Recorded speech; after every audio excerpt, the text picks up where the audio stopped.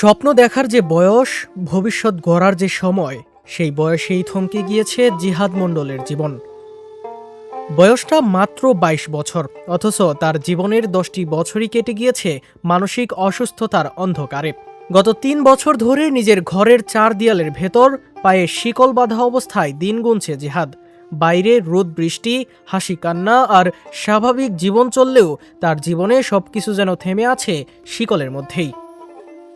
এখন আর আমার ট্রিটমেন্ট করার মতন কোনো শক্তিও নাই। আমি এখন তাইতে একদম শিকল দিয়ে বাড়িয়ে থুইছি। বাপ কয় আমি আর ওর পাশে টাকা ডালবো না। টাকা আমি খুব ডালেছি যে আমার বেটা ভালো হবেন, বেটা আজও ভালো হইলো না, কালও ভালো হইলো না। একসময় জিহাদ মণ্ডল ছিল পড়াশোনায় মনোযোগী। প্রাথমিক বিদ্যালয় থেকে ৫ম শ্রেণী পাশ করার পর মাদ্রাসায় ভর্তি হয় সে। কিন্তু কিছুদিন পর থেকেই তার আচরণ বদলাতে থাকে।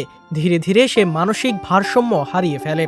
পরিবারের ভাষ্য, শিকল খুলে দিলে জিহাদ ভাঙচুর করে এবং মানুষকে মারধর করতে যায়। তাই বাধ্য হয়েই সন্তানকে শিকলবন্দি করে রাখতে হয়েছে।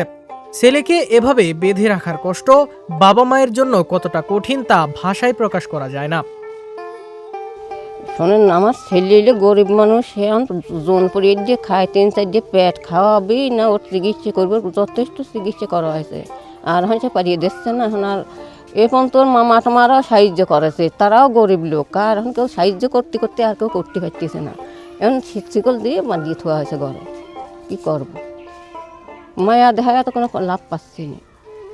জিহাদ মণ্ডল রাজবাড়ীর পাংশা উপজেলার কসবা মাজাইল ইউনিয়নের পারকুল গ্রামের দিনমজুর কাশেম মণ্ডলের বড় ছেলে। শিকলবন্দি ছেলেকে আবার স্বাভাবিক জীবনে ফেরাতে সারাক্ষণ দুশ্চিন্তায় থাকেন মা জাহানারা বেগম। বৃদ্ধ বয়সে দাদি আমেনা বেগমও নাতির এই অবস্থায় দুশ্চিন্তায় পার করছেন দিন। জিহাদকে সুস্থ করতে বিভিন্ন স্থানে চিকিৎসা করিয়ে অর্থনৈতিকভাবে নিঃস্ব হয়ে গিয়েছে পরিবার। টাকার অভাবে এখন জিহাদের চিকিৎসাও বন্ধ প্রায়। দিনমজুর বাবার আয়ে কোনোমতে খেয়ে না খেয়ে সংসার চলছে বলে জানান জিহাদ মণ্ডলের দাদি আমিনা বেগম। আমরা দুজন একসাথে পড়ালেখা করছি ক্লাস 5 পর্যন্ত। যখন 6-এ ওঠে তো তখন হচ্ছেন আপনার ও একাকি মানে আপনার সব কিছু ছাইড়ে দেয়, মানে ঘরকেন্দ্রিক হয়ে যায়, মানে কোনো জায়গায় মেশে না। পরে আপনার অনেক ট্রিটমেন্ট করাইছে, অনেক জায়গায় গেছে, তারপরেও ওর মানসিক ভারসাম্য ঠিক করতে পারে নাই। দেখেন, আমার ছেলে নাই কেউ। এই ছেলেটা খুব করে ছোটোকালে মানে মানুষ করেছিলাম। তারপরে তো যখন এইরকম হইলে সবারই কষ্ট লাগে, বুঝছেন।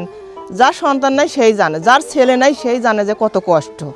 যখন ছাড়িয়ে দেয় সেন চাচা চাচি বাপ মা কিছু বাঁচে না, একেবারে দাবড়া নিয়ে চলিয়ে যায় আমার ওদিক।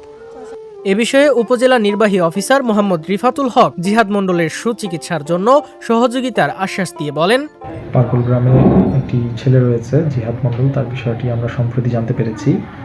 তার বিষয়টি খুবই মানবিক।